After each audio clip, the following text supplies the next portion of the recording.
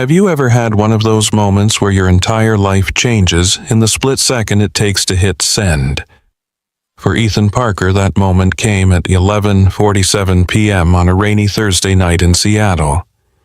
Single father. Creative director. A man who'd spent 3 years rebuilding his life after losing his wife Rachel, one careful piece at a time. He was good at being careful. Good at keeping his head down, his work sharp, and his heart locked away. Until he wasn't. The text was meant for his best friend. "Dude, my boss is ridiculously hot. That burgundy dress today, criminal. Can't think straight when she's around." It went to Victoria Chen instead, his boss, the woman he'd just described. His phone screen glowed in the darkness of his living room. 3 dots appeared. Tori is typing, then, my office, 8:00 a.m. sharp. Nothing else. Ethan stared at his daughter's photo on the coffee table and felt everything he'd built start to crumble. Drop a comment with your city. I love seeing how far these stories travel. Now let me take you into Ethan's world. The alarm went off at 6:15 a.m., but Ethan had been staring at the ceiling for hours. Sleep was impossible. Every time he closed his eyes, he saw that text message. Saw Tori's name at the top. Saw those 4 words, my office, 8:00 a.m. He dragged himself out of bed and stumbled into the kitchen. Coffee first. Then figure out how to explain to his 9-year-old daughter that Daddy just lost his job because he couldn't keep his thoughts to himself. The pancake batter splattered across the counter as he mixed too aggressively. His hands were shaking. He tried to steady them, tried to focus on the familiar rhythm of breakfast, but his mind kept circling back to the same impossible question: how do you apologize for something like this? Dad, you're making a mess. Maya stood in the doorway, already dressed in her favorite purple hoodie, her dark hair still sleep-tangled. She looked so much like Rachel in the morning light that it hurt. Sorry, sweet pea. Just a little distracted. She climbed onto the kitchen stool and watched him pour the batter into the pan. You look like a zombie. Thanks. That's the look I was going for. Is it about work? Ethan flipped the pancake, watching the edges turn golden brown, or, in this case, slightly burnt. Yeah, just some stuff I need to deal with today. Is it the anniversary soon? The question caught him off guard. Maya always remembered. Always kept track of the days leading up to the date her mother died, like she was bracing herself for the impact. No baby. Not for a few more weeks. He slid the pancake onto her plate. This is different. Just regular work stress. She poured syrup in a careful spiral pattern the way Rachel used to do. You work too much. I know. Mom used to say that too. Ethan sat down across from her, his own plate untouched. She was right. She usually was. They ate in comfortable silence. Maya swung her legs under the table, humming some song from school. Ethan watched her and felt the weight of everything he stood to lose pressing down on his chest. The job paid for this apartment, for her school, for the little bit of stability they'd managed to claw back after Rachel's death. One stupid text message. That's all it took to put everything at risk. Dad, yeah, you're staring at me weird. He forced a smile. Just thinking about how lucky I am. Gross, you're getting all mushy. But she was grinning syrup on her chin. The drive to Maya's school took them through Pike Place Market, still quiet in the early morning. Fishmongers were setting up for the day, laying out ice beds for salmon that would be tossed through the air in a few hours. Tour buses hadn't arrived yet. It was Seattle at its most honest before the performance began. Ethan pulled up to the curb outside Greenwood Elementary. Maya grabbed her backpack, but before she could hop out, he reached over and pulled her into a tight hug. Dad, you're squishing me. Sorry. Just love you a lot. She squirmed free, laughing. More than yesterday. It was their thing, their morning ritual. Started when she was 4 and Rachel was still alive. Always more than yesterday. He replied the words automatic but true. That's impossible. That's like infinity plus 1. Exactly. She kissed his cheek and bounded out of the car, backpack bouncing. Ethan watched her disappear through the front doors, surrounded by other kids in bright jackets, their laughter carrying on the damp morning air. He sat there longer than he needed to, watched the crossing guard help a late arrival across the street, watched a mom juggling coffee and a toddler and a forgotten lunchbox. Then he looked at his phone. 7:23 a.m. 37 minutes until his execution. The Chen Media Group building rose 23 stories above Pioneer Square, all glass and steel and expensive architecture. Ethan had walked through those doors every weekday for 3 years. He knew the security guards by name, knew which elevator was fastest, knew exactly how many steps from the lobby to his office on the 14th floor. Today, it felt like walking toward a cliff edge. His hands were clammy on the steering wheel as he pulled into the parking garage. He sat in his car for a moment, tie feeling too tight shirt collar digging into his neck. Through the windshield, he could see the other employees arriving. Danny from accounting talking on his phone. Sarah from HR balancing a yoga mat and a green smoothie. Normal people having a normal Thursday morning. Ethan checked his reflection in the rearview mirror. His tie was crooked, dark circles under his eyes. He looked like a man who'd been up all night contemplating career suicide. Because that's exactly what he was. He straightened his tie, grabbed his laptop bag, got out of the car. The elevator ride to the executive floor felt longer than usual. Ethan stood in the back corner watching the numbers climb. 14th floor. His floor, where his office was, where he should get off and pretend today was like any other day. He didn't get off. 20th floor, executive suite. The doors opened onto a world of minimalist Scandinavian design. White walls, light wood, floor-to-ceiling windows that looked out over Elliott Bay. On a clear day, you could see the Olympic Mountains. Today, typical Seattle gray hung over everything like a shroud. Emma Torrey's assistant looked up from her desk. Her expression was carefully neutral, but Ethan caught the flicker of sympathy in her eyes. "She's expecting you," Emma said, quietly. "Good luck." Ethan nodded, throat too dry to speak. Torrey's office occupied the northwest corner glass walls, giving her a view of both the city and the water. Usually, those walls meant transparency. Everyone could see in. But today the blinds were partially drawn, creating shadows. He could see her silhouette, standing at her desk, not sitting. That felt significant somehow. Ethan knocked twice even though the door was open. "Come in. Close the door." Her voice was cool, controlled. The CEO voice, not the person he'd occasionally glimpsed in late-night email exchanges about campaign strategies. He stepped inside and closed the door behind him. Torrey stood behind her standing desk reviewing something on her tablet. She wore a charcoal gray blazer over a white blouse, hair pulled back in a sleek bun, glasses perched on her nose. She looked every inch the woman who'd taken over her father's company 6 months ago and increased revenue by 30%. She also looked nothing like the woman in the burgundy dress, the woman who'd made him forget every professional boundary he'd ever set for himself. She didn't look up immediately. Power move.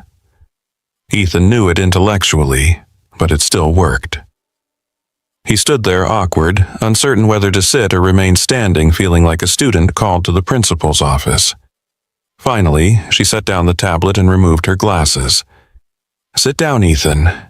He sat. She studied him for a long moment. Her expression revealed nothing.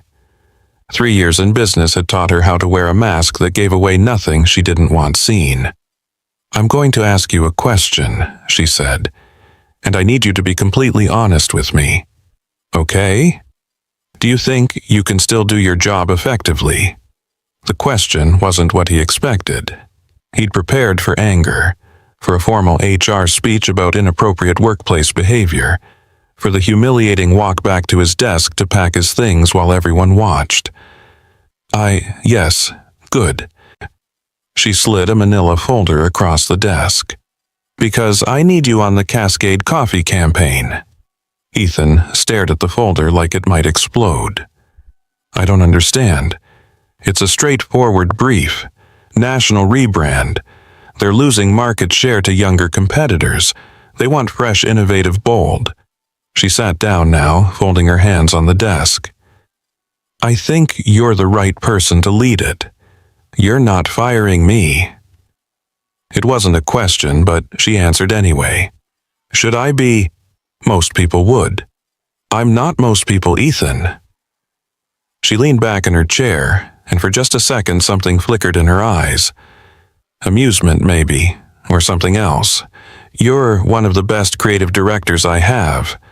Your personal observations, while unprofessionally expressed, don't change that fact. Ethan felt heat crawl up his neck. I am so incredibly sorry. It was completely inappropriate. And I have no excuse except that I'm apparently an idiot who doesn't double-check before hitting send. Noted. The corner of her mouth twitched, almost a smile. Though, for the record, that dress was Alexander McQueen. $800. So, less criminal and more financially questionable.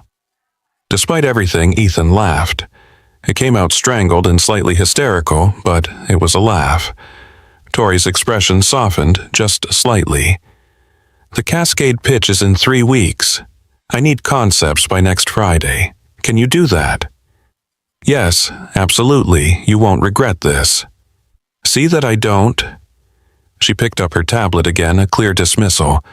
But then she paused. Ethan, yes, we all make mistakes. What matters is what we do after. She met his eyes. Don't make me regret giving you a second chance. I won't, I promise. He stood, legs slightly unsteady, and made it to the door before she spoke again. And Ethan, maybe stick to texting your actual friends in the future. Yes, ma'am, definitely, absolutely. He escaped into the hallway, closed the door behind him, and leaned against the wall. His heart was hammering so hard he could hear it in his ears. Emma glanced over, one eyebrow raised in question. I still have a job, Ethan managed. I can see that. She gave me the Cascade account. Also not surprising, you're good at what you do. Emma smiled. Even if you're terrible at technology. Ethan made it back to the elevator before his legs started shaking. He rode down to the 14th floor in a daze, replaying the entire conversation, trying to understand what just happened. She hadn't fired him. She'd given him one of the biggest accounts they'd landed all year. Why, Danny from accounting intercepted him at his office door. Dude, you're alive. Apparently. Emma texted me that you went up to the executive floor. I figured you were getting canned. So did I. And I got the Cascade campaign instead. Danny whistled low. Seriously? That's huge. I know. So what did she say about the text? Ethan collapsed into his desk chair and opened the Cascade folder. Inside were market research reports, competitor analyses, brand guidelines, months of prep work already done. She said my observations were unprofessionally expressed. That's it. That's it. Man, Tori Chen is ice cold. But that was the thing. Sitting in her office watching her face, Ethan hadn't seen ice. He'd seen something else. Something careful and controlled, yes. But underneath, his phone buzzed, a text from an unknown number. Coffee's terrible in the executive break room. There's a decent place on 2nd Ave if you need fuel for the campaign. My assistant can show you. Ethan stared at the message. Read it 3 times. Then he saved the number in his contacts. 20 floors above, Tori sat alone in her office, staring at the city without really seeing it. She'd done the right thing. Ethan was talented. Firing him over an embarrassing text would have been petty and short-sighted. The company needed people like him, people who actually cared about the work instead of just collecting paychecks. That's what she told herself. The truth, which she wouldn't admit, even in the privacy of her own thoughts, was more complicated. She opened her desk drawer and pulled out a photo. Her father, Michael Chen, standing in front of this very building on opening day 25 years ago. Young, confident, ready to build an empire. He'd built it too. And then a heart attack at 58 had forced early retirement, leaving Tori to inherit a company she'd spent her whole life preparing to run. Except the board didn't see it that way. To them, she was still Michael's daughter. Still the girl who used to do homework in conference rooms. Still unproven. Marcus Donovan especially. Her father's oldest friend, who'd expected to be named CEO, who smiled at board meetings while undermining her every decision behind closed doors. She couldn't afford mistakes. Couldn't afford to give them ammunition. Getting involved with an employee, even thinking about getting involved with an employee, was exactly the kind of mistake that would end her career before it really started. So why had she kept that text message? Tori looked at her phone. At the screenshot she'd taken before deleting the original. At words that should have offended her but somehow didn't. "My boss is ridiculously hot." She deleted the screenshot, then immediately went to her recently deleted folder and restored it. This was stupid, dangerous, the kind of thing that got CEOs fired and companies sued. But when Ethan had walked into her office this morning, looking terrified and exhausted and genuinely sorry, something in her chest had tightened in a way it hadn't in years. She'd been alone for so long, married to this job, to her father's legacy, to proving she deserved to be here. Romance was a luxury she couldn't afford, especially not with someone who worked for her. Tori's calendar pinged. Board meeting in 30 minutes. She closed the drawer with her father's photo and stood. Straightened her blazer, put her mask back on. The professional one. The one that didn't notice how Ethan's eyes had held hers a second too long. The one that didn't care about accidentally flattering text messages. The one that would keep her safe. But as she gathered her materials for the meeting, her phone buzzed with a response from Ethan.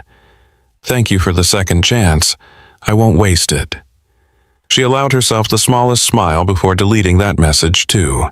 Some chances, she was learning, were more dangerous than others.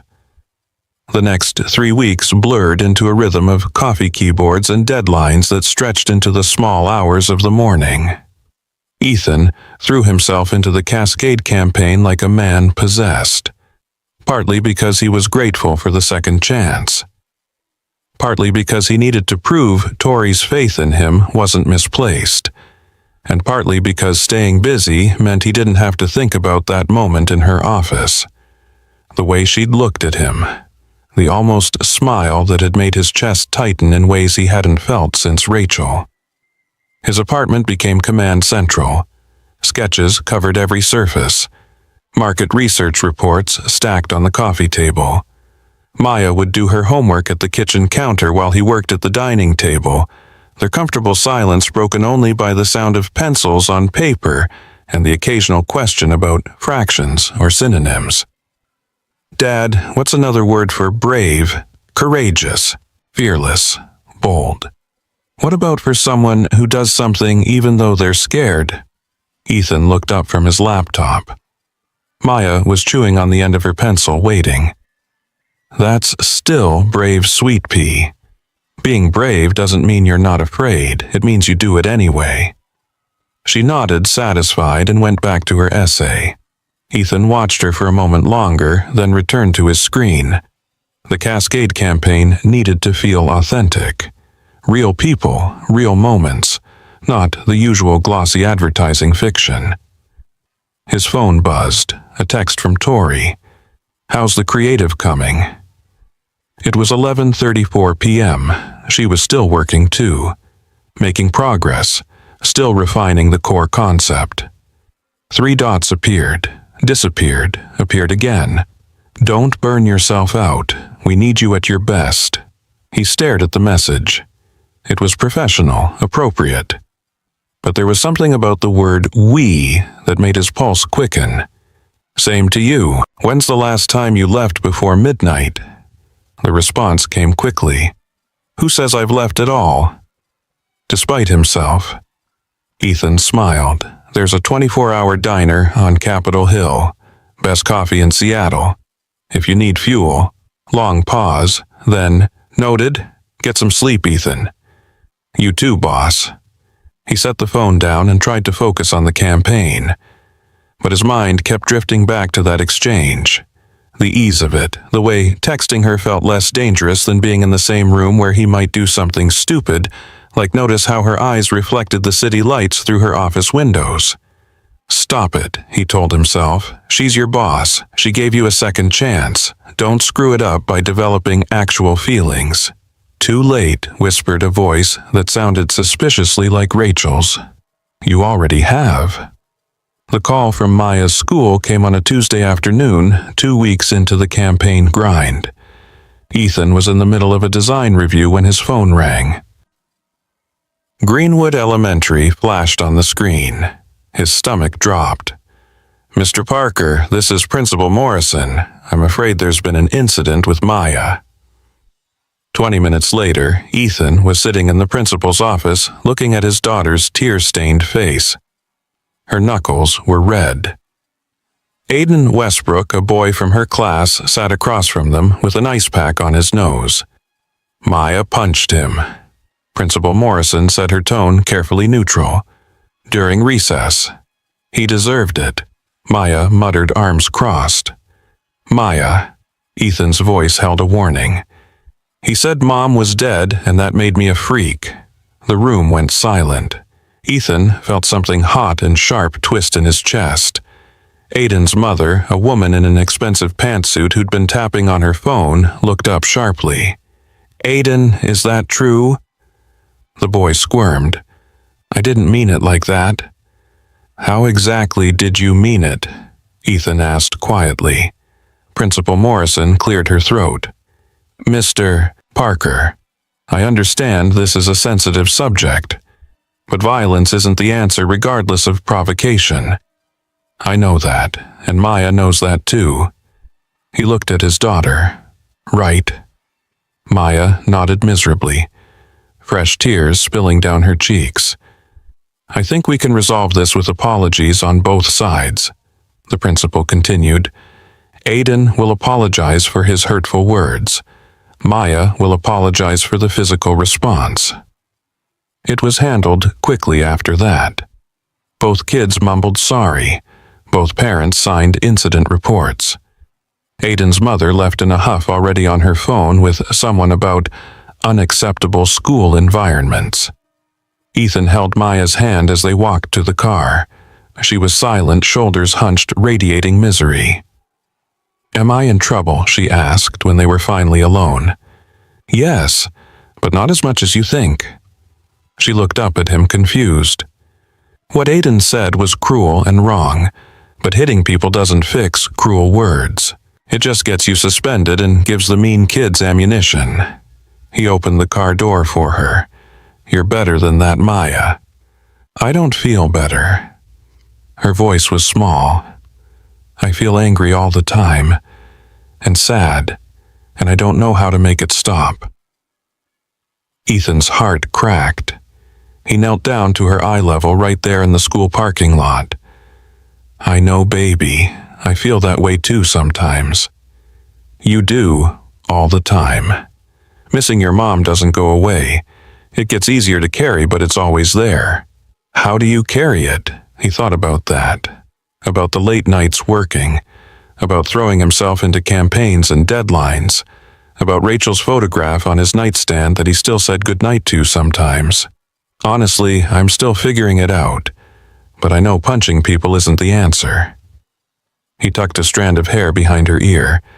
Mrs. Morrison mentioned you might want to talk to someone. A counselor. someone who helps kids deal with big feelings. Maya's face scrunched up. Like a therapist? Yeah. Does that mean I'm broken? No, sweet pea, it means you're human, and sometimes humans need help carrying heavy things.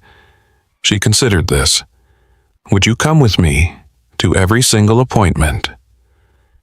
That evening, after Maya was asleep, Ethan sat on his couch with a beer he wasn't really drinking and stared at the Cascade presentation on his laptop.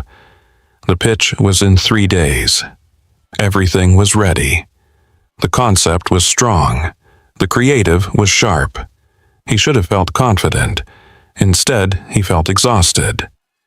Being a single parent was like running a marathon with no finish line.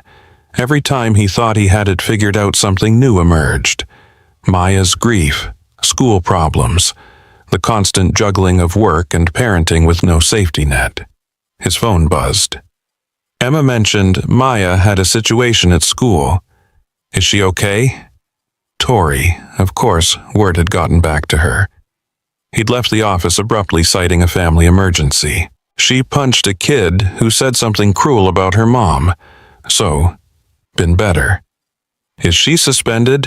No, just shaken up. The response took longer this time. I remember what that feels like. Being the angry kid. Having feelings too big to fit inside your body. Ethan stared at the message. It was the most personal thing Tori had ever shared with him. You were an angry kid. My mother left when I was 7. Decided being a CEO's wife was too boring. So yeah, I get it. I didn't know that, I'm sorry. Don't be, I turned out mostly functional. Mostly, I'm texting my employee at 9 p.m. about his daughter's school fight. Functional is debatable. Despite everything, Ethan smiled. For what it's worth, Maya liked meeting you at the Cascade kickoff meeting. She said you had cool glasses. High praise from a 9-year-old. The highest. He almost left it there. Professional, appropriate. But something made him add, thank you for checking in. You didn't have to. Yes, I did. Get some rest, Ethan. Big day Friday. He set the phone down and looked at Rachel's photo on the bookshelf. She was laughing and the picture had thrown back alive in a way that made his chest ache. I don't know what I'm doing, he told the photograph. With Maya, with work, with any of it. The photo didn't answer, it never did. But somehow, saying it out loud helped. Friday arrived too quickly and not fast enough. The Chen Media boardroom was sleek glass and polished steel with a view that stretched across Elliott Bay to the Olympic Mountains. Today, those mountains were visible, sharp, and snow-covered against an unusually clear sky. Good omen or bad, Ethan couldn't decide. Cascade Coffee's executive team filled one side of the conference table. Sarah Lynn, their CEO, was a sharp-eyed woman in her 50s who'd built the company from a single Seattle storefront into a regional powerhouse. Beside her sat their marketing director and CFO, both looking skeptical. On the other side sat Chen Media's board members, including Marcus Donovan. Ethan had seen Marcus around the office but never paid much attention. Late 50s, silver hair, expensive suits, the kind of man who radiated old money and older attitudes. Today, Marcus watched him with an expression Ethan couldn't quite read. Assessment, maybe, or calculation. Tori sat at the head of the table, perfectly composed in a navy blazer. She caught Ethan's eye briefly, gave the smallest nod. You've got this. He clicked to the first slide. Cascade Coffee has been a Seattle institution for 30 years, he began. But institutions can become invisible, comfortable, forgettable. Sarah Lynn leaned forward slightly, interested. Your sales numbers show you're losing ground to younger brands, not because your coffee is worse, but because they're telling better stories. He advanced to the next slide.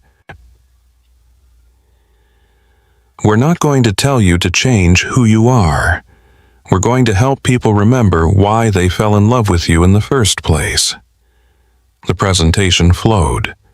Market research, competitor analysis, then the creative concept, cascade where every morning starts climbing. The screen filled with images, not models, real people, a nurse starting a pre-dawn shift, a construction worker on a job site, a single parent making breakfast, each one holding Cascade coffee, each one facing their personal summit.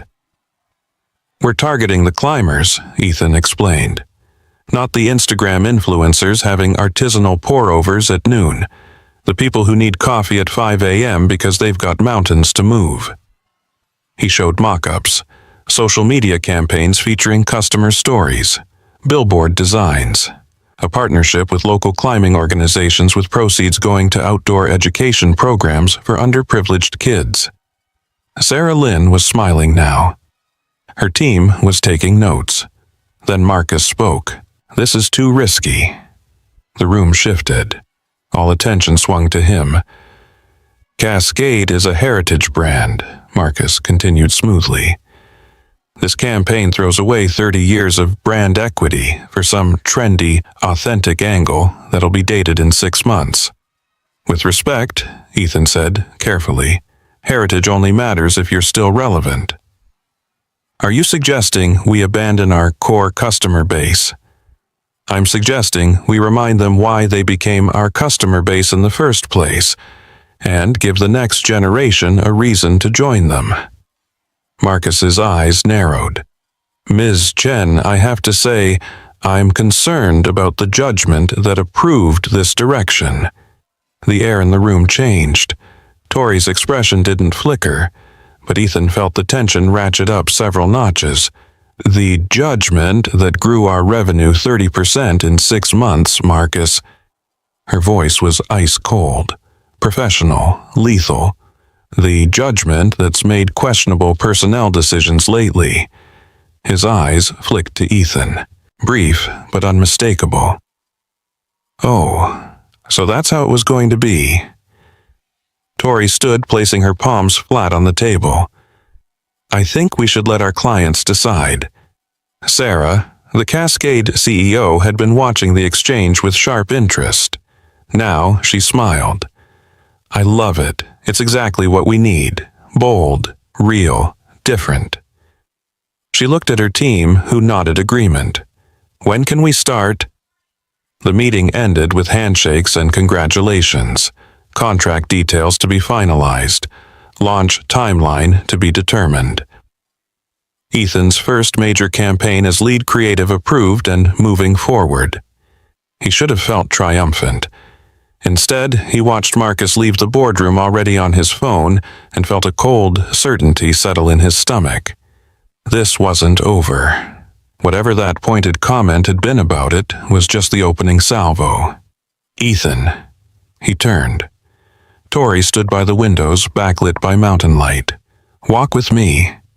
They left the boardroom together, heading toward the executive break area. It was empty at this hour, just expensive coffee machines and a view that cost more per square foot than most people's apartments. "That was good work," Tori said. Sarah loved it, but Marcus didn't. Marcus doesn't love anything except his own opinions. She poured herself coffee from the French press. "Don't let him get in your head." "Is it true about questionable personnel decisions?" Tori's hand stilled on the coffee pot. "He's referring to me not firing you after the text incident. He knows about that. Marcus makes it his business to know everything." She filled a second cup, handed it to Ethan. "He's been my father's friend for 30 years. He expected to be named CEO when Dad retired. My existence as a viable successor has been a thorn in his side since I was old enough to sit in on board meetings. So this is about you, not me. Everything is about me when it comes to Marcus." She took a sip of coffee, grimaced slightly. "But yes, you're now on his radar, because I gave you a high-profile campaign. Because you delivered. Because that threatens his narrative that I'm an inexperienced nepotism hire who will run the company into the ground." Ethan processed this. Office politics had never been his strength. He was creative, not corporate, but even he could see the dangerous game being played here. What does he want? My job, my father's legacy, control. Tori set down her cup. What he doesn't understand is that I'm not going anywhere. The certainty in her voice was absolute. This was the woman who'd taken over a company at 32 and doubled its value, who worked 80-hour weeks and never complained, who wore armor so well that most people didn't realize it was armor at all. For what it's worth, Ethan said, I think you're a hell of a CEO. She looked at him, then really looked at him, and something passed between them. Something that had nothing to do with campaigns, or coffee, or professional hierarchies. Thank you, she said quietly. They stood there too close. The Seattle skyline spread out behind them like a promise. Ethan's phone buzzed, shattering the moment. A text from Maya's school. Reminder about parent-teacher conferences next week. I should get back to work, he said, stepping away, creating distance, remembering boundaries. Ethan, wait. He turned. Tori looked uncertain for the first time since he'd met her, like she was about to step off a cliff and wasn't sure there was ground on the other side. We should celebrate. The Cascade win, it's a big deal. That's not necessary. Dinner tomorrow night. She said it quickly before she could change her mind. Tori, I don't think that's a good idea. Not after what Marcus said. It's just dinner, to thank you for your work. Is that what it is? The question hung between them. Honest, dangerous. I have Maya, he said, giving her an out. Giving them both an out. Bring her. Ethan blinked. You want to have dinner with my 9-year-old daughter? I liked her. That day she came by the office to drop off your lunch. She's funny, smart. Tori's armor cracked just slightly. And I don't get out much. It would be nice to have dinner with people who aren't trying to dissect my leadership capabilities. This is crossing a line. I know. Marcus will use it against you. Probably. Then why? Tori met his eyes. Because I'm tired of letting other people's opinions dictate my life. Because you did great work and deserve to be recognized. And because... She paused. Because I want to. It was the most honest thing she'd ever said to him. Ethan thought about Marcus's warning, about professional boundaries, about all the very good reasons this was a terrible idea.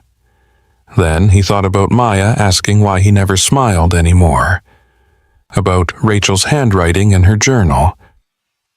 Life is too short for regrets, about Tori standing in front of him vulnerable in a way that probably terrified her. Okay, he heard himself say. But fair warning, Maya's going to interrogate you. She's suspicious of new people. I can handle a 9-year-old's interrogation. Can you handle her opinions about your fashion choices? Because she will absolutely tell you if she doesn't like your outfit. Tori almost smiled. I'll risk it. They made plans. Saturday night. A restaurant in Queen Anne that was upscale enough to celebrate but casual enough for a kid. Neutral ground.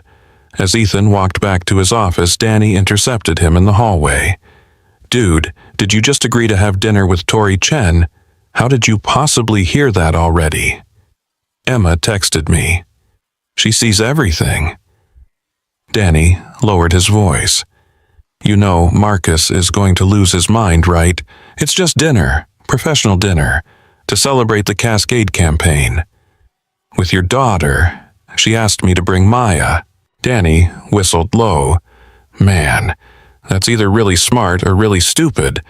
Haven't decided which yet. Ethan hadn't decided either. All he knew was that tomorrow night he was going to have dinner with his boss and his daughter. And somewhere along the way, the careful walls he'd built around his heart since Rachel died were starting to crack. Whether that was a good thing or a disaster waiting to happen, only time would tell. Saturday arrived with the kind of crisp autumn evening that made Seattle feel like a postcard. The leaves on the trees lining Queen Anne Avenue had turned gold and crimson, catching the last of the sunset, like they were on fire. Ethan stood in front of his bathroom mirror, adjusting his tie for the third time. Behind him, Maya sat on the edge of the bathtub, watching with the critical eye of a fashion consultant. "You look nervous," she observed. "I'm not nervous. Your tie is crooked, again." He loosened it, started over. His hands were unsteady. "It's just dinner. With your boss. To celebrate a work thing. On a Saturday night." Ethan met his daughter's eyes in the mirror. "When did you get so observant? I'm 9, not blind." Maya swung her legs, kicking the cabinet gently. "Is this a date?" "No, absolutely not. It's a professional dinner to thank me for good work on a campaign. That you're bringing me to. Because she invited you." "Why would she invite me to a professional work dinner?" Ethan gave up on the tie and turned to face her. "I don't know, Maya. Maybe she wanted to meet you. Is that okay?" Maya considered this seriously. She was wearing her favorite yellow dress, the one with sunflowers that Rachel had bought her 2 birthdays ago. It was getting too small, the hem riding up higher than it should, but Maya refused to give it up.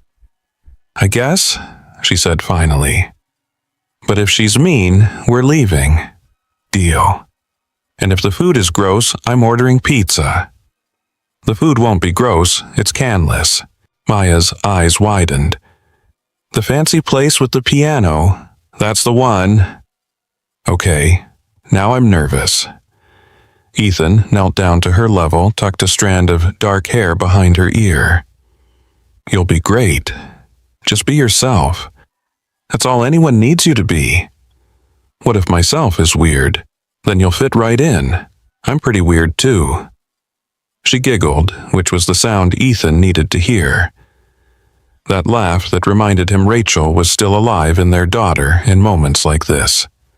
They took an Uber to Queen Anne. Maya pressed against the window, watching the city lights blur past.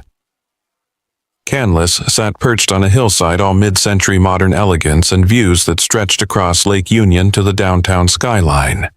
The hostess greeted them with the kind of warm professionalism that came from years of making nervous diners feel welcome. "Mr. Parker, Ms. Chen is already here. Right this way." They followed her through the dining room, past tables where anniversary celebrations and business dinners unfolded in soft lighting and quiet conversation. The piano player was working through something, classical notes drifting through the space like water. Tori sat at a corner table by the windows, the city spread out behind her like she'd arranged it specifically for this moment. She wore a deep green dress, simple but elegant, her hair down for once instead of pulled back in that severe bun. She looked up as they approached, and something in her expression shifted. Softened. "Ethan?" "Maya." She stood, and Ethan caught the slightest hesitation before she extended her hand to Maya. "Thank you for coming." Maya shook her hand solemnly, sizing her up with the kind of thorough assessment only children could get away with. "You have cool glasses," Maya announced. Tori smiled, genuine and surprised. "Thank you. I have about 6 pairs. Occupational hazard of staring at screens all day." "Dad says you work too much." "Maya," Ethan warned, mortified. But Tori laughed. "He's probably right. I could say the same about him." They settled into their seats. A waiter appeared with menus and water, reciting specials with practiced ease. Maya studied her menu with intense concentration, lips moving as she read. "They have mac and cheese," she whispered to Ethan. "Fancy mac and cheese." "You can order whatever you want," Tori said. "This is a celebration." "What are we celebrating?" "Your dad did amazing work on a very important project. He made the company a lot of money and made me look smart for hiring him." Maya processed this. "So you're his boss?" "I am." "And you're having dinner with us because he did good work." "That's right." Do you always have dinner with people who do good work? Tori met Maya's eyes, and Ethan saw something pass between them. Some kind of understanding that went beyond words. No, Tori said honestly. I don't. Then why us? Because your dad is special, and because I don't get out much. Sometimes it's nice to have dinner with people who aren't trying to impress you or take something from you. Maya nodded slowly like this made sense. Okay, but I'm ordering dessert. I would be disappointed if you didn't. The waiter returned, and they ordered. Maya went with the mac and cheese and made Tori promise to try a bite. Ethan ordered salmon he probably wouldn't taste because his nerves were too high. Tori chose something with scallops and admitted she usually just ate takeout at her desk. That's sad, Maya declared. Food tastes better when you're not working. Does it? Obviously. Dad and I have a rule. No phones at dinner, no computers, just food and talking. Tori glanced at Ethan, eyebrow raised. It was Rachel's rule, he explained quietly. My wife. We kept it after she died. That's a good rule. Tori placed her phone face down on the table, a small gesture that somehow felt significant. What do you talk about? School stuff, friend drama. Sometimes Dad tells me about work, but he makes it less boring than it probably is. I'm sure it's fascinating, Tori said dryly. He drew me pictures of the Cascade campaign. There was a lady climbing a mountain with coffee. I liked her. That's actually in the final presentation. Your dad's very talented. Maya beamed with pride, and Ethan felt something warm and painful expand in his chest. This, he realized. This was what he'd been missing. Someone else who saw Maya's light and reflected it back. Someone who made her feel special. The food arrived and conversation flowed easier than Ethan expected. Tori asked Maya about school, about her friends, about what she wanted to be when she grew up. A veterinarian, Maya said around a mouthful of mac and cheese. Or maybe a video game designer. I haven't decided. Those are very different careers. I like animals and computers. Why can't I do both? You absolutely can. Some of the smartest people I know do completely unrelated things. Tori speared a scallop thoughtfully. I studied literature in college.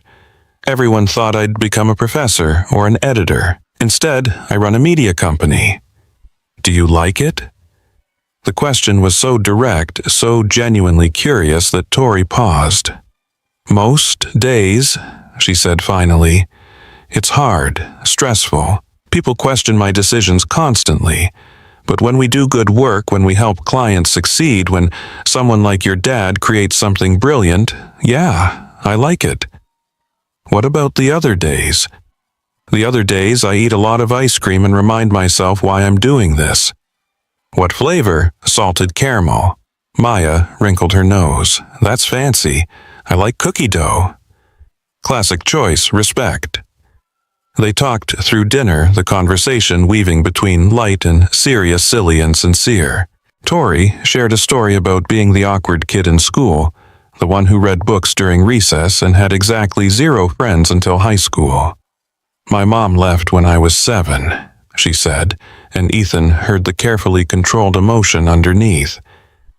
She decided being married to a workaholic wasn't for her. So my dad raised me, brought me to the office when he couldn't find a sitter, let me do homework in conference rooms. My mom died, Maya said quietly. 3 years ago. Cancer. I know. Your dad told me. I'm very sorry. Everyone always says sorry, but it doesn't bring her back. Tori set down her fork, gave Maya her full attention. No, it doesn't. But it means people care, that they wish things were different. Sometimes that's all we can offer each other. Maya considered this. Did you miss your mom, even though she left every day for a long time? Tori's voice was gentle. Eventually, I got angry instead. Decided I didn't need her, that I was fine on my own. Were you? I thought I was.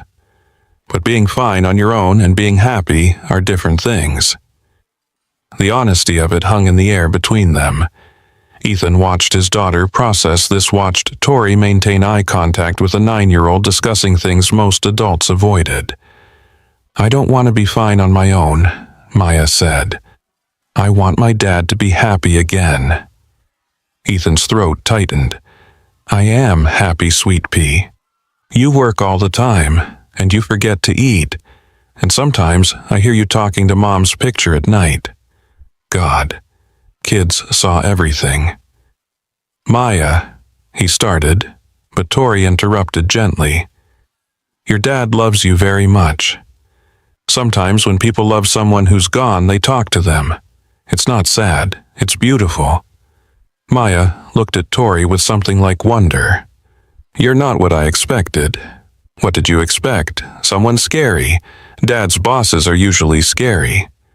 Tori smiled. I can be scary. Ask anyone at the office. But not tonight. Not tonight. They ordered dessert. Maya got chocolate lava cake and made both adults try a bite. Tori ordered creme brulee and let Maya crack the sugar crust with her spoon. Ethan got coffee he didn't need and watched two of the most important people in his life bond over burned sugar and chocolate. When Maya excused herself to use the restroom, Ethan and Tori were left alone for the first time all evening. Thank you, he said quietly, for this, for being so good with her. She's wonderful, Ethan. You're raising an incredible human. Some days I have no idea what I'm doing. That's how you know you're doing it right, caring enough to worry. Their eyes met across the table. Held. Why are we really here, Tori? She didn't pretend to misunderstand. Because I'm tired of eating alone. Because when I'm at the office I have to be the CEO. Perfect, controlled, never uncertain, and sometimes... She paused, vulnerable in a way that probably terrified her. Sometimes I just want to be a person. You're a person to me. Am I? The question was loaded with everything they weren't saying. Everything that had been building since that first text message. Before Ethan could answer, Maya returned, announcing she was officially too full to move. They paid the check. Tori insisted waving off Ethan's protests. Company expense, Cascade celebration. Outside, the night had turned cold, that particular Seattle chill that cut through jackets and reminded you winter was coming. Maya skipped ahead toward the valet station, her yellow dress bright against the darkness. She's lucky to have you, Tori said, watching her. Some days I'm not sure I'm enough. You are. She touched his arm, brief but electric. More than enough. Ethan looked at her. Really looked at her. At the woman who ran a multi-million-dollar company but admitted she ate too much takeout. Who wore armor at work but let a 9-year-old see her vulnerability. Who was standing in the cold, watching his daughter with an expression that made his heart crack open. Good night, Tori. Good night. She stayed on the curb as their Uber pulled away, a solitary figure backlit by restaurant lights. Ethan watched through the rear window until she was just a silhouette, then nothing at all. I like her, Maya announced, breaking the silence. Yeah, she's nice, and she didn't treat me like a baby. She is nice. Do you like her? Dangerous territory. She's my boss, sweet pea. That's not what I asked. Ethan looked at his too perceptive daughter. Yeah, I like her. Good. You should smile more, like you did tonight. He pulled her close, kissed the top of her head. Didn't trust himself to speak. What Ethan didn't know, what he couldn't have known, was that Marcus Donovan had been at Canlis that night. 3 tables over, hidden behind a column, watching every moment. Marcus had followed them there. Waited, watched, taken photos on his phone. documented every smile, every moment of connection, every second that could be twisted into something unprofessional. Now, sitting in his car in the parking garage, he scrolled through the images. Tori leaning across the table, Ethan's hand near hers, the child between them making them look like a family. Perfect. He composed an email to select board members. Subject line: concerns regarding CEO judgment and professional boundaries. Attached the photos. Added a few carefully worded paragraphs about conflicts of interest, about how Tori's personal feelings were compromising her professional decisions, about how giving a major campaign to an employee she was clearly involved with was exactly the kind of nepotism that would destroy the company. He didn't mention that the campaign had been successful, didn't mention that Cascade's CEO had loved it, didn't mention anything that would undermine his narrative. Marcus hit send and smiled. Monday morning, Ethan arrived at the office to find it buzzing with a different kind of energy. People were whispering. Conversation stopped when he walked past. Danny caught his eye from across the open workspace and made a subtle cutting motion across his throat. Not good. Emma intercepted him before he could reach his office. Emergency board meeting started 20 minutes ago. About what? Her expression was grim. Tori. And you. Ethan's stomach dropped. What? Marcus sent photos to the board from Saturday night at the restaurant. We were celebrating the Cascade win. She invited me. She invited Maya. I know. But Marcus is spinning it differently. Professional impropriety. Conflict of interest. He's saying she gave you the campaign because you're... Emma paused, choosing her words carefully. Involved. We're not involved. It was dinner. With your daughter, which actually makes it look worse to them, more serious. Ethan felt reality tilting sideways. Where's Tori? In the boardroom, fighting for her job. He took the stairs to the 20th floor, too impatient for elevators. Burst through the stairwell door to find the executive suite in controlled chaos. Other board members were arriving. Assistants were rushing around with coffee and files. Through the glass walls of the boardroom he could see them. Tori at the head of the table, spine-straight expression calm. Marcus standing, gesturing clearly in the middle of some speech. Ethan couldn't hear the words, but he could see the tension. Could see Tori's white-knuckled grip on the table edge. Could see other board members looking uncomfortable, uncertain, swayed by whatever poison Marcus was pouring in their ears. This was his fault. His stupid text message. His inability to maintain professional distance. His selfishness in saying yes to dinner when he knew it was a bad idea. And now Tori was paying the price. He started toward the boardroom, but Emma caught his arm. Don't. You'll only make it worse. I have to do something. You have to let her handle this. Going in there will just prove Marcus's point. Ethan watched through the glass as Tori defended herself. As Marcus attacked. As her career, her father's legacy, everything she'd worked for hung in the balance. Because of him. His phone rang, Maya's school. Again. Mr. Parker, it's Principal Morrison. I'm afraid Maya's had another incident. Of course. Of course, this was all happening at once. What kind of incident? She had a panic attack during class. She's asking for her mother. The school counselor's with her now, but she's very distressed. We think you should come get her. Ethan looked at the boardroom, at Tori fighting alone. At the disaster he'd helped create. Then he looked at his phone, at his daughter who needed him. I'll be there in 20 minutes. He took the stairs down 2 at a time, leaving the executive floor behind, leaving Tori to face the consequences of something they'd both chosen. In the parking garage, he sat in his car with his head against the steering wheel and let himself feel the full weight of it all. The impossible choices. The guilt, the fear. His phone buzzed, a text from Tori. Is Maya okay? Emma told me the school called. Even now, in the middle of fighting for her career, she was thinking about his daughter. Ethan's hands shook as he typed back. Panic attack. Going to get her now. I'm so sorry. This is my fault. Don't, not your fault. Handle your daughter. I'll handle this. Let me help. You can't, not now, just take care of Maya.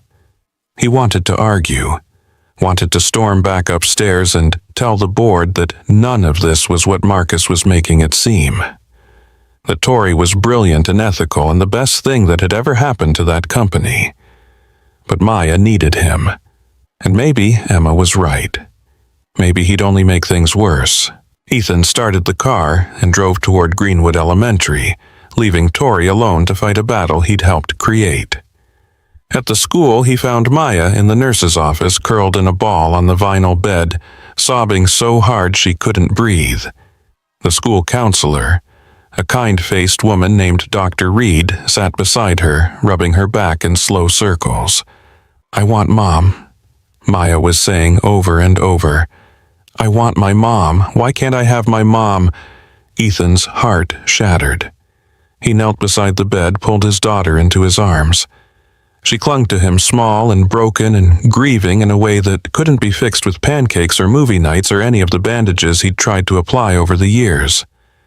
"I know, baby, I know. Make it stop, Daddy. Make it stop hurting." "I can't. I wish I could, but I can't." She cried harder, and Ethan held her helpless. Dr. Reed excused herself quietly, giving them privacy. "The anniversary is next week," Maya said between sobs. 3 years, and it still hurts like yesterday. It always will. Missing her doesn't go away. I don't want to miss her. I want her back.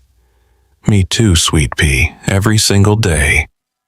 They sat there on the nurse's office bed while Maya's sobs slowly quieted to hiccups, then to shaky breathing, then to exhausted silence. Outside, school continued. Kids laughed. Teachers taught. The world kept turning while his daughter fell apart. Ethan's phone buzzed in his pocket. Multiple texts. Probably work. Probably Tori. He ignored them all. Right now, nothing mattered except the child in his arms and getting her through this moment. Everything else, the job, the board meeting, the mess with Marcus, could wait. Maya fell asleep eventually, worn out from crying. Ethan carried her to the car, buckled her in carefully. Drove home through afternoon traffic while she slept in the passenger seat, tear tracks dried on her cheeks. At home, he settled her on the couch with her favorite blanket and finally checked his phone. 7 missed calls, 12 texts. Most were from work. Danny asking if he was okay. Emma with updates. Other colleagues expressing concern or confusion. But one text stood out. From Tori, sent an hour ago. Board meeting adjourned.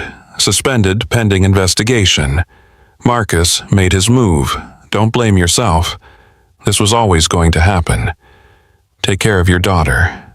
That's what matters. Ethan read it 3 times, trying to understand. Suspended. Tori had been suspended. Because of him. Because of dinner. Because he couldn't keep his professional and personal lives separate. He looked at Maya, sleeping on the couch. Looked at Rachel's photo on the shelf. Looked at his phone with Tori's message. Every choice had consequences. Every action rippled outward in ways you couldn't predict or control. He'd thought he was being careful. Thought he could manage the attraction. Maintain boundaries. Keep everyone safe. He'd been wrong. And now, the 2 women who'd somehow become the center of his world, his daughter and his boss, were both paying the price. The next 72 hours passed in a blur of gray Seattle rain and sleepless nights. Maya stayed home from school. Dr. Reed had recommended it, and Ethan wasn't about to argue. His daughter needed time to process, to grieve, to simply exist without the pressure of pretending she was okay. They built blanket forts in the living room, watched movies they'd seen 100 times, made Rachel's favorite chocolate chip cookies from the recipe card still stained with her handwriting. Small rituals of remembering that somehow made the hurt more bearable. Ethan took emergency family leave from work. Danny kept him updated via text. The office was in chaos. Marcus had called another board meeting for Thursday morning. Formal vote of no confidence in Tori's leadership. She'd been barred from the building pending the investigation. "It's bad, man," Danny texted. "Marcus is pushing hard. Says she's been making emotional decisions instead of business ones. That giving you the Cascade campaign was favoritism, not merit." Ethan stared at the message, rage burning through his exhaustion. The Cascade campaign had been a success. Sarah Lynn's team was already implementing the strategy. Early metrics showed increased engagement across all demographics. It was good work, great work, but Marcus didn't care about that. He cared about winning. Wednesday night, after Maya finally fell asleep, Ethan sat at his laptop and did something he should have done weeks ago. He dug into Marcus Donovan's digital footprint, email patterns, meeting schedules, communication logs. He had limited access, but what he could see raised questions. Why was Marcus emailing Cascade's competitors during the pitch period? Why were there gaps in his calendar that didn't align with any logged meetings? Ethan wasn't a detective. He was a creative director who was good with design software and mediocre at office politics. But he knew enough to recognize patterns that didn't make sense. At 2 a.m., he sent an email to Sarah Lynn at Cascade Coffee. Kept it brief and professional. "Sarah, quick question about the campaign process. Did your team experience any information leaks during our pitch period? Any competitors seem to know details they shouldn't have. Just doing some internal review. Thanks, Ethan." He hit send and closed his laptop, not expecting a response. The reply came at 6:47 a.m. "Ethan, funny you should ask. Our IT flagged some unusual activity around that time. External IP addresses accessing our shared campaign folders. We traced it back but weren't sure how to proceed without proof. Do you have information? Call me. Sarah." Ethan's heart started racing. He called. Sarah answered on the second ring. "I need your IT team to send me everything they have," Ethan said. "Every log, every trace, every suspicious access point." "Why, what's going on?" "Marcus Donovan is trying to take down my CEO. If I'm right, he's been sabotaging her from the beginning. I just need proof. Give me an hour." The files arrived at 8:23 a.m. Ethan opened them and there it was. Digital fingerprints leading straight back to Chen Media's network. Specific IP addresses, timestamps, email headers showing Marcus's corporate account accessing competitor files and forwarding campaign details to ExecuBrew Coffee, Cascade's main rival. He'd been leaking their strategy, actively trying to make Tori's leadership look incompetent by ensuring Chen Media's pitches got undercut. The Cascade campaign had succeeded despite Marcus's sabotage, which probably enraged him even more. Ethan called Danny. "I need you to do something that might get you fired." "I'm listening." "Pull Marcus Donovan's email logs for the last 6 months.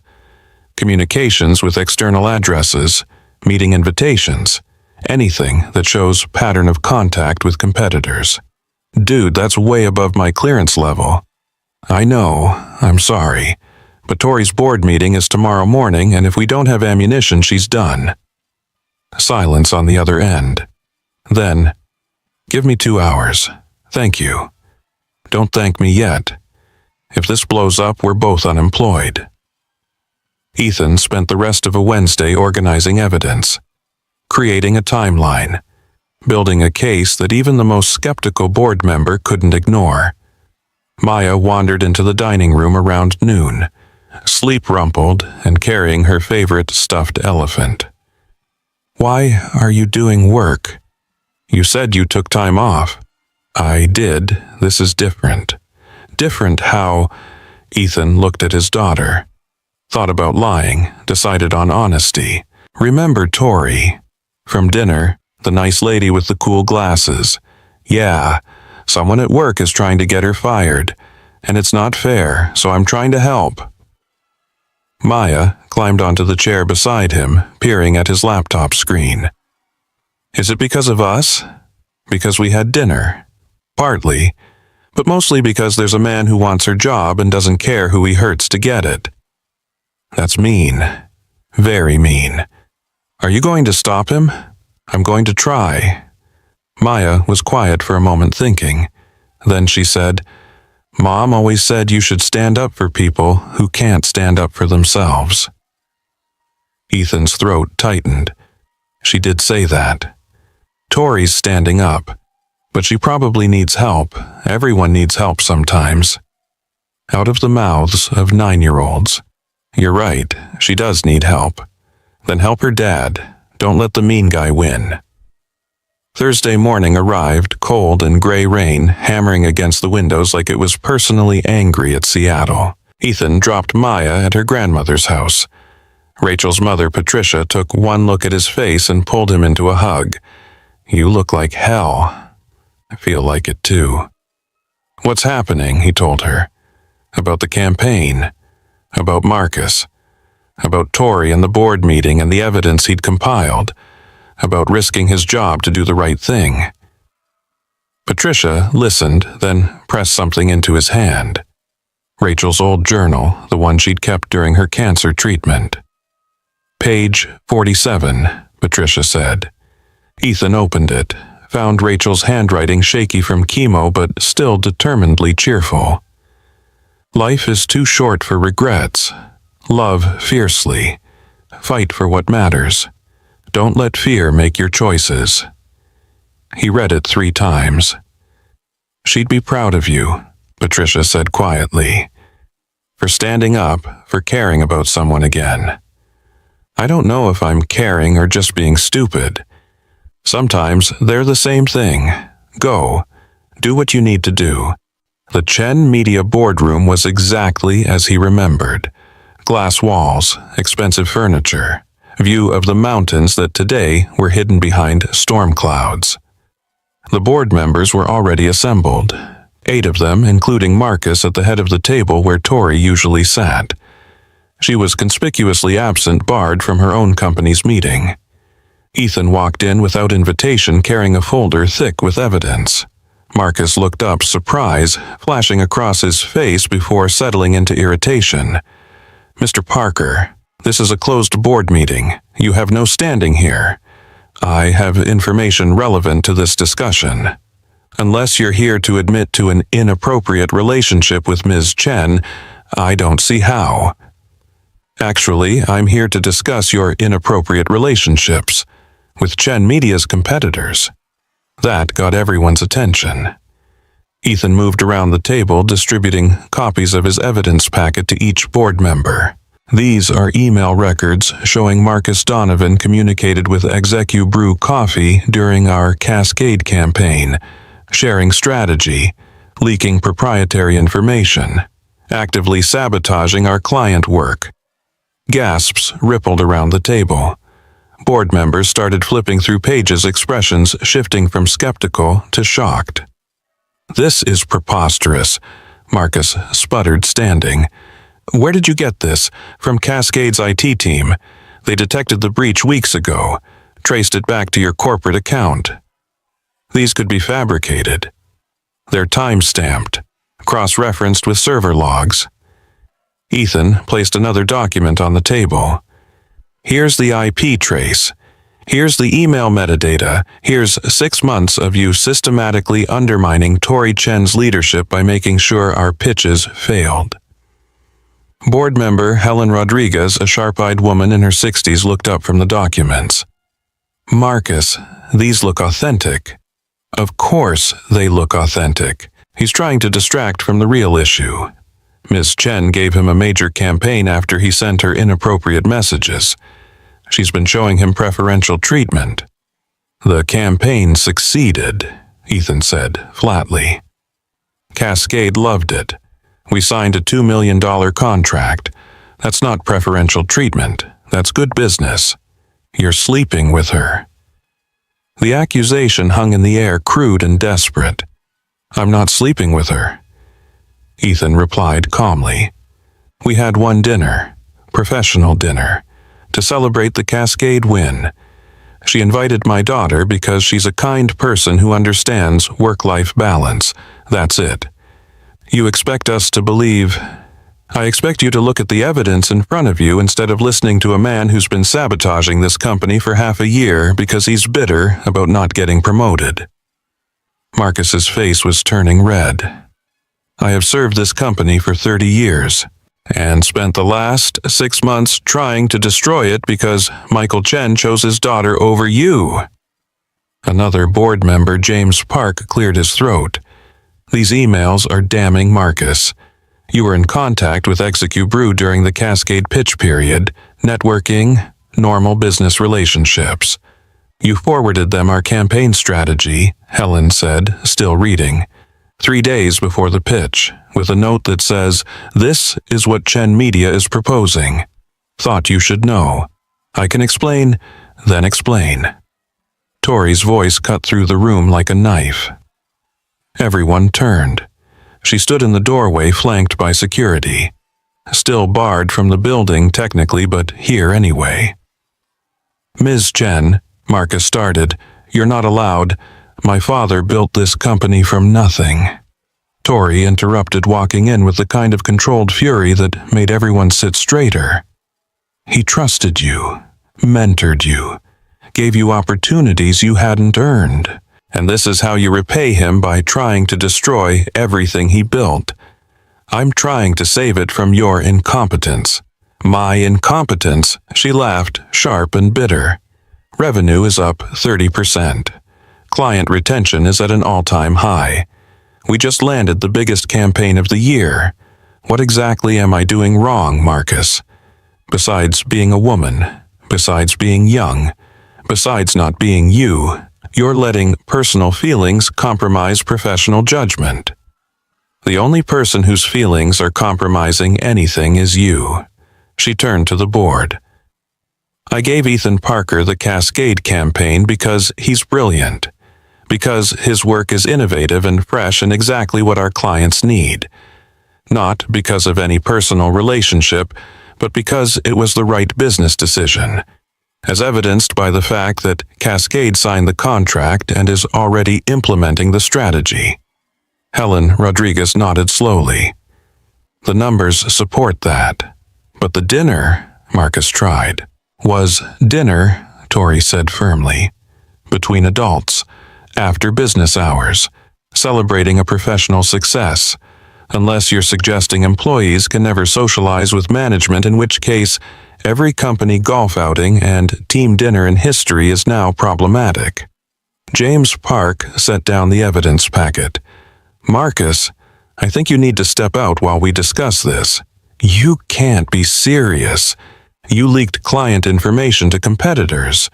That's grounds for immediate termination, never mind suspension. This is ridiculous. I'm trying to save you from making a mistake.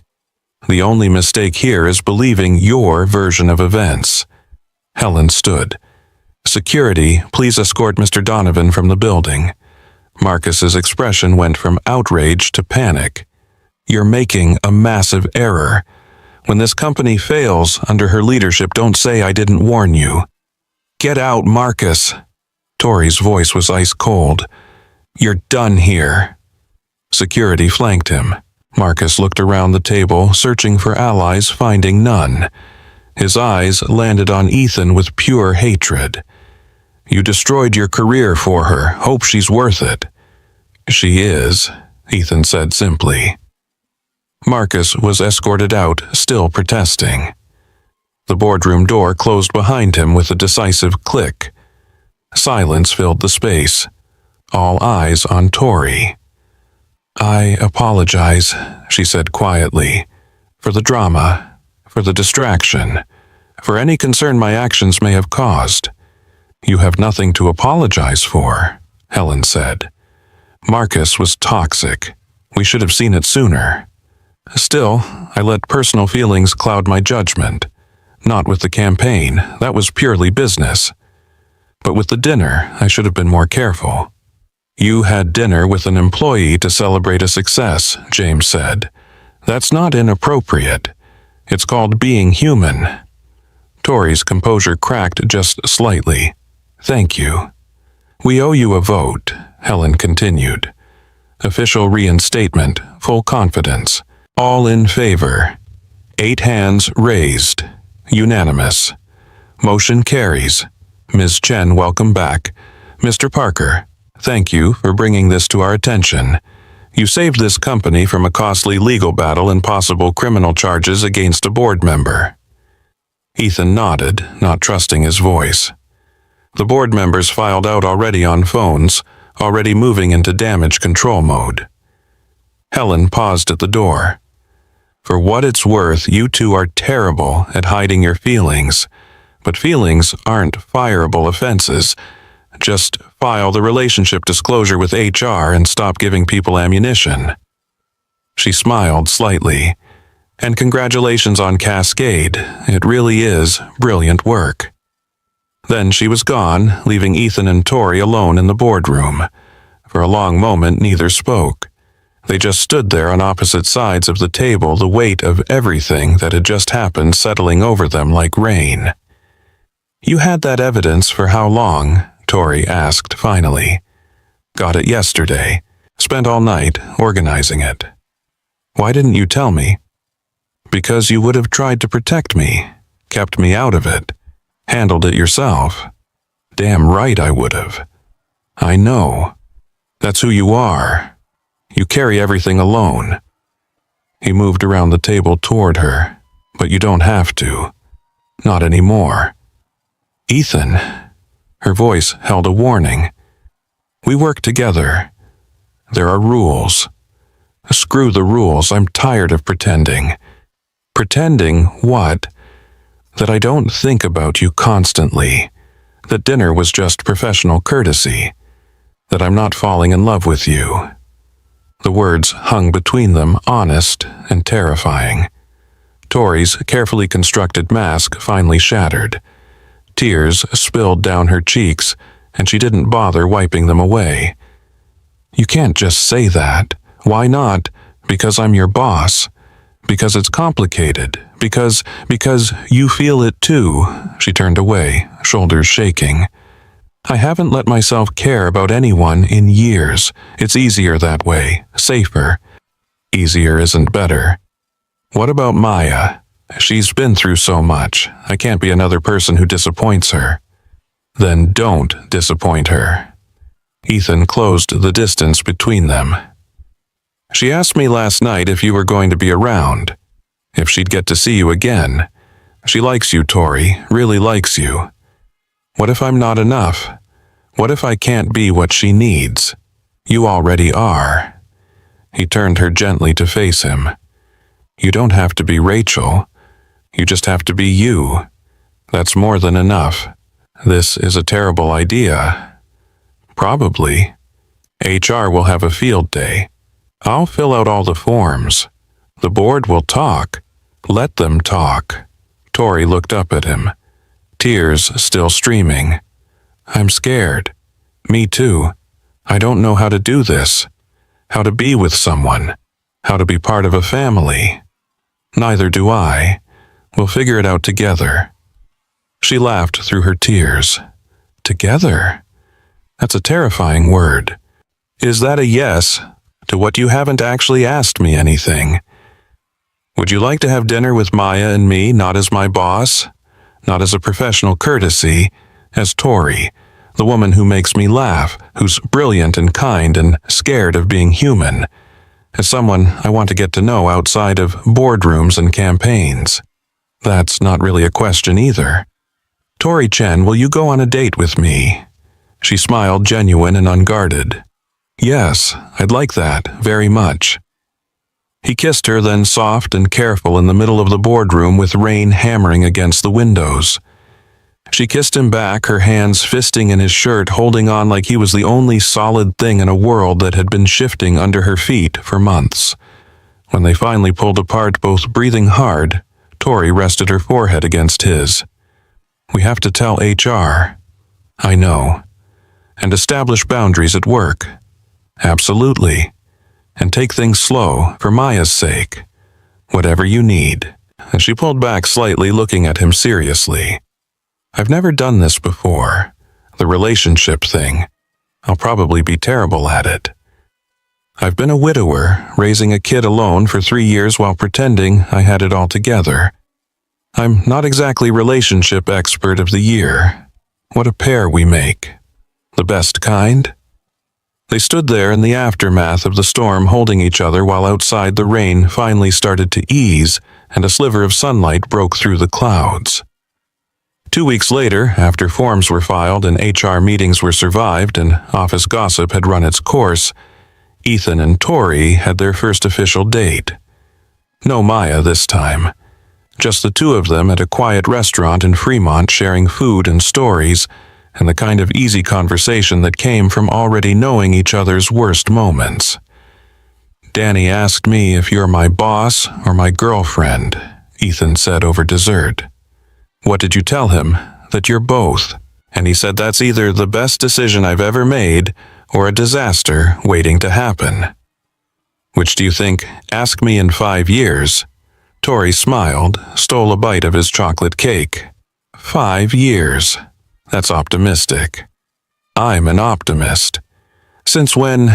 Since you didn't fire me for that text message." She laughed, the sound bright and free. "That text message, the beginning of all this. Worst mistake I ever made. Or the best. Definitely the best." They left the restaurant hand in hand, stepping out into a Seattle night that for once wasn't raining. Stars were visible, rare and precious, and the city lights reflected off Elliott Bay like scattered diamonds. "I should probably tell you something," Tori said as they walked. "What? That burgundy dress. The one you mentioned in the text. Yeah, I wore it on purpose.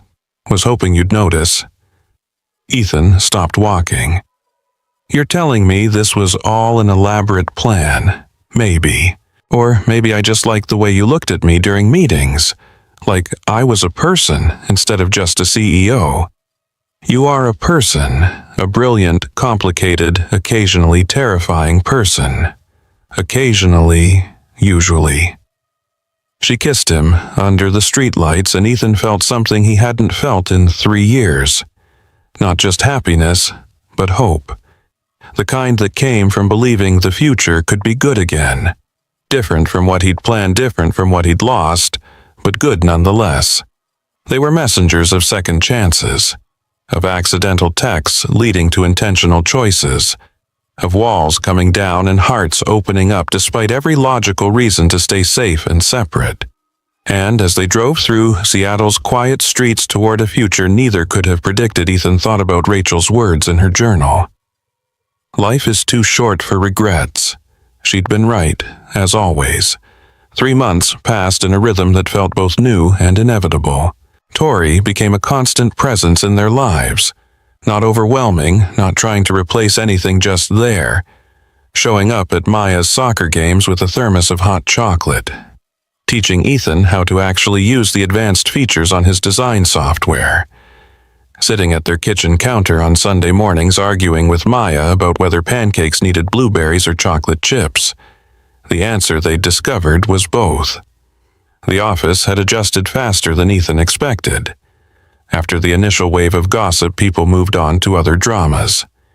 Danny still made inappropriate jokes about dating the boss, but even he admitted they were good together. The Cascade campaign had launched to rave reviews, bringing in 3 new clients.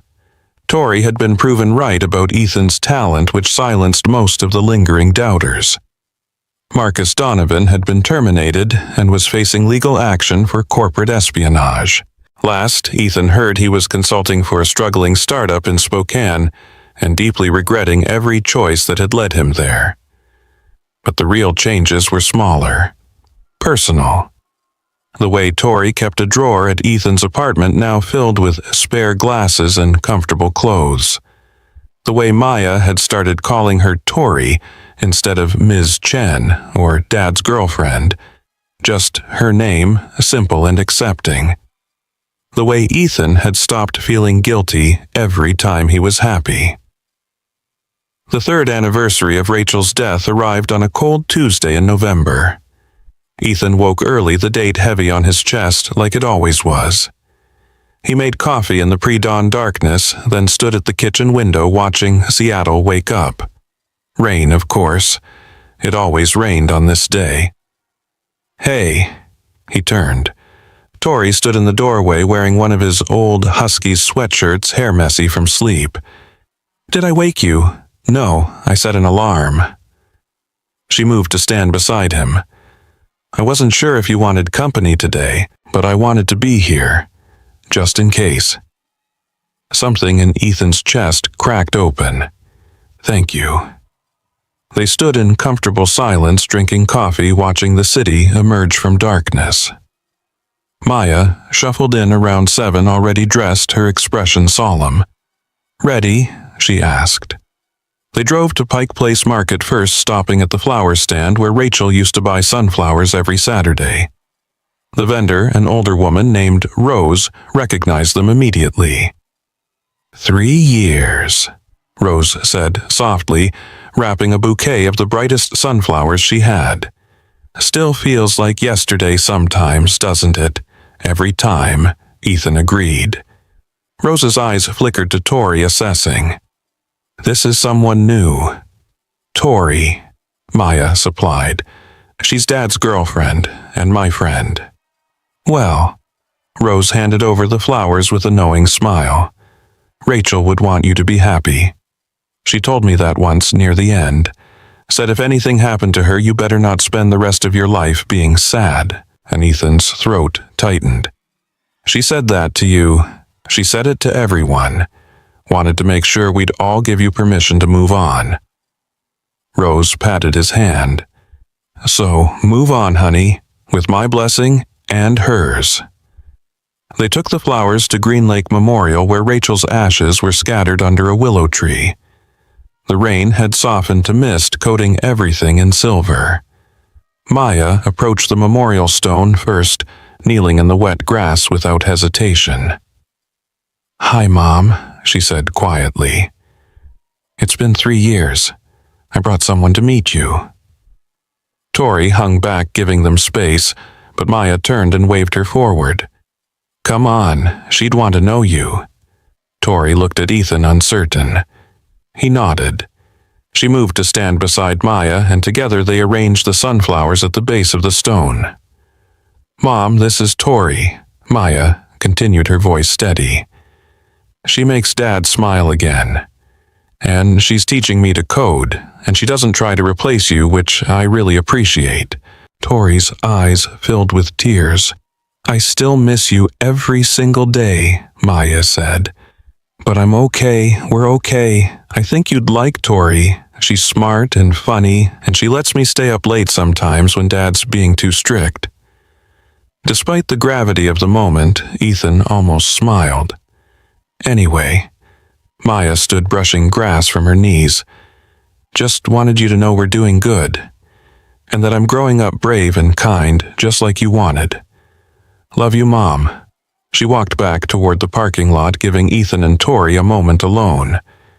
Ethan knelt by the stone, touching the engraved letters of Rachel's name. "I'm doing my best," he said quietly. "With Maya. With everything. I hope you're proud of us." Tori knelt beside him. "I'll take good care of them, both of them, I promise." She was talking to Rachel, Ethan realized, making a vow to a woman she'd never met but whose absence shaped everything. "I can't replace you," Tori continued, her voice breaking slightly. "I won't even try, but I can love them. I can show up. I can be there for the hard days and the good ones. If you're watching, if you can somehow hear this, thank you for raising an incredible daughter, for loving a good man, for leaving the world better than you found it. They sat in the rain, honoring a ghost building a bridge between past and future. When they finally returned to the car, Maya was waiting with hot chocolate from the cafe across the street. "I got 3, she said. "Figured we could all use some." They sat in the parking lot drinking chocolate, watching the lake ripple under raindrops. Not talking, just being together. "This is nice," Maya said eventually. "Sad, but nice. Like we're all here together, even Mom." "Yeah," Ethan agreed. "She's always here." "Do you think she knows about Tori?" Tori tensed slightly, but Ethan reached over and took her hand.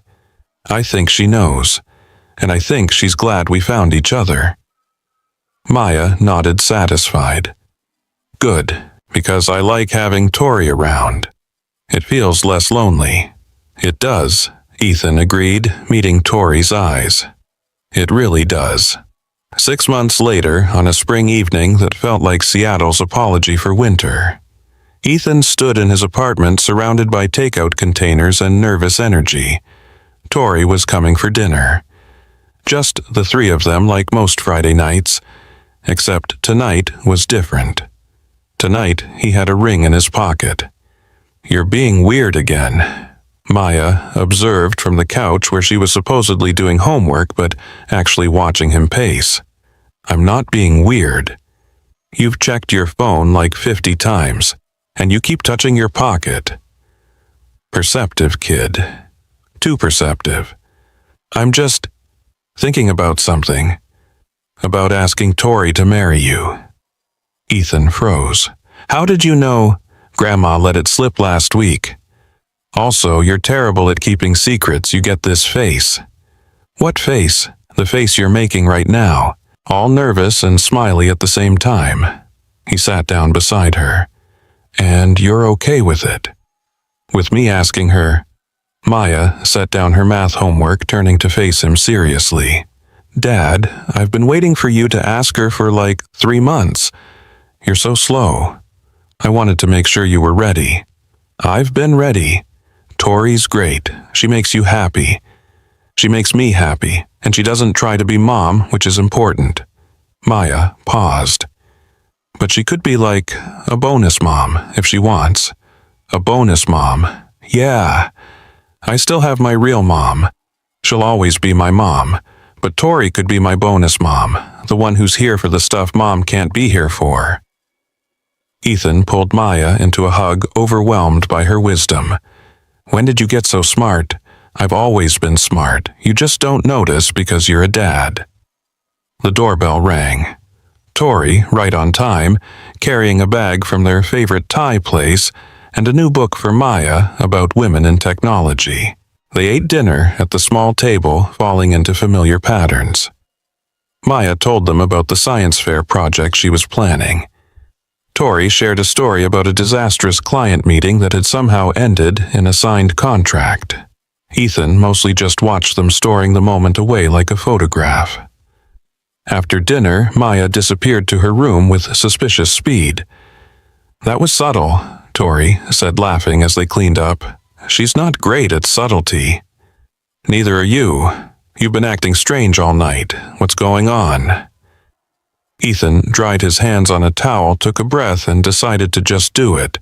No elaborate plan. No perfectly rehearsed speech. Just honesty. "I love you." Tori smiled. "I know. You've told me." "No, I mean, I'm in love with you, completely. Terrifyingly. The kind of love that makes me want to plan a future instead of just surviving the present." Her smile softened. "Ethan, you've brought light back into our lives, Maya's and mine. You show up for soccer games and school conferences and random Tuesday nights when nothing special is happening. You let me be sad sometimes about Rachel without getting jealous or weird about it. You're building something with us, and I don't want to do this halfway anymore." He pulled the ring box from his pocket, and Tori's hand flew to her mouth. "I know it's fast, I know we've only been officially together for 6 months. I know there are a million logical reasons to wait." He opened the box, revealing a simple platinum band with a small diamond. "But I'm done waiting for permission to be happy. Done apologizing for wanting things. So, Victoria Chen, will you marry us? Will you officially become part of this weird little family we're building?" Tori was crying, makeup running, not caring at all. "Yes," she said, laughing and sobbing at the same time. "Yes, yes, absolutely, yes." He slid the ring onto her finger with shaking hands. She kissed him, tasting like tears and Thai food and the future.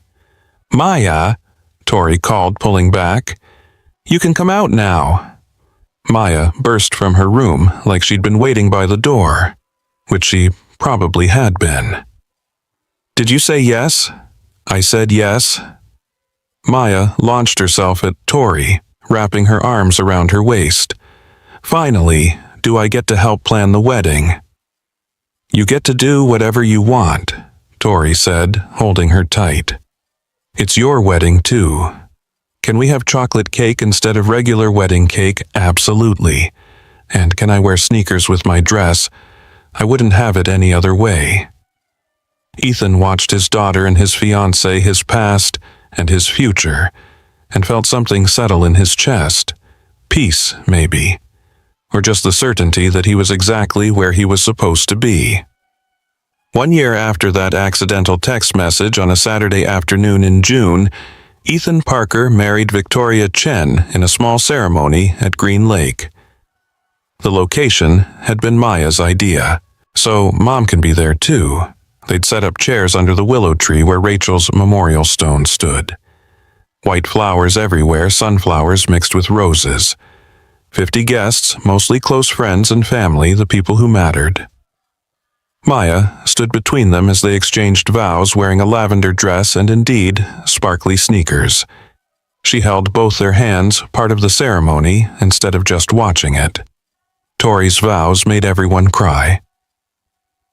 "I promise to show up," she said, voice steady despite her tears. "For soccer games and science fairs and random Tuesday dinners, I promise to honor the love that came before me, to never try to replace what can't be replaced. I promise to be Maya's bonus mom if she'll have me, and to love her as fiercely as I love her father. I promise to build a life with you both, not despite your past, but inclusive of it. Because Rachel will always be part of this family, and I'm honored to join it." Ethan's vows were simpler. "I promise to keep being terrible at technology, just so you can fix it and feel superior. I promise to support your ambitions and your dreams, even when they scare you. I promise to share my family with you because you've become the best part of it. And I promise to never, ever send you another inappropriate text message. Unless it's intentional," Tori added, and everyone laughed. They kissed under the willow tree while Maya cheered and guests applauded, and somewhere in the universe Ethan hoped Rachel smiled. The reception was held at a restaurant on the lake, casual and joyful, and exactly them. Danny gave a speech that was mostly inappropriate jokes about office romances. Patricia, Rachel's mother, welcomed Tori to the family with genuine warmth. Sarah Lynn from Cascade Coffee showed up with a gift basket and a new campaign proposal. But the best moment came late in the evening when Ethan found Tori and Maya on the deck overlooking the waterheads together, laughing about something. He stood in the doorway, watching them, his wife and his daughter, backlit by sunset, and thought about how far they'd all come. From a single dad, drowning in grief and deadlines. From a CEO convinced she had to be alone to be successful. From a little girl who'd lost her mother but gained a bonus mom who showed up, who cared, who stayed. "Dad," Maya called, waving him over. "Tori says we can get a dog now that we're a real family." "I said we could discuss it," Tori corrected, laughing. "Discussion accepted means yes in my experience." Ethan joined them on the deck, wrapping his arms around both of them. "No dog," he said. "Dad, maybe a cat." I want a dog. We'll see. They stood there, the three of them, watching the sunset over Seattle. A city of rain and coffee and second chances. A city where one wrong text message had led to everything right. Ethan thought about that night a year ago, sitting alone in his apartment, horrified by his mistake, certain his life was over. He'd been wrong. His life hadn't ended. It had just been waiting to expand. Sometimes the biggest mistakes lead to the greatest happiness. Sometimes the wrong person turns out to be exactly right. Sometimes love shows up when you least expect it, wearing expensive glasses and asking if you can still do your job effectively. And sometimes, if you're very lucky, you get more than one chance at happy. Ethan had found his second chance. In a woman who challenged him and supported him in equal measure. In a daughter who was braver than she knew. In a family they built together from unexpected pieces. As the last light faded from the sky and the first stars appeared rare and precious in Seattle's usually cloudy night, Tori leaned her head on Ethan's shoulder. "Best wrong text you ever sent," she murmured. "Best wrong text I ever sent," he agreed. Maya squeezed between them. "Can we go inside? I want cake." "Always thinking about food," Ethan teased. "I'm a growing kid, and it's chocolate. Obviously, I want cake." They walked back inside together toward music and laughter and a future that was uncertain but no longer lonely. Toward a life they'd built accidentally on purpose. One text message, one dinner, one choice at a time. And if you listened carefully beneath the music and conversation, you might have heard 3 words carried on the wind. Words that sounded suspiciously like, "I approve." Whether it was Rachel giving her blessing or just the universe acknowledging that sometimes things work out exactly as they should, Ethan chose to believe it was both. After all, he'd learned something important this year. Magic happens when you stop being afraid of making mistakes, when you let yourself be vulnerable, when you send the text to the wrong person who turns out to be exactly the right one. If this story touched your heart, I'd love to hear from you.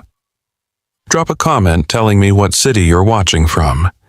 There's something beautiful about knowing these stories of second chances and unexpected love are reaching people all over the world, reminding us that it's never too late to start again. And if you believe in happy endings that come from happy accidents, hit that like button and subscribe for more stories that celebrate the messy, beautiful chaos of being human. Because sometimes the best things in life start with a mistake. Sometimes the wrong text goes to exactly the right person.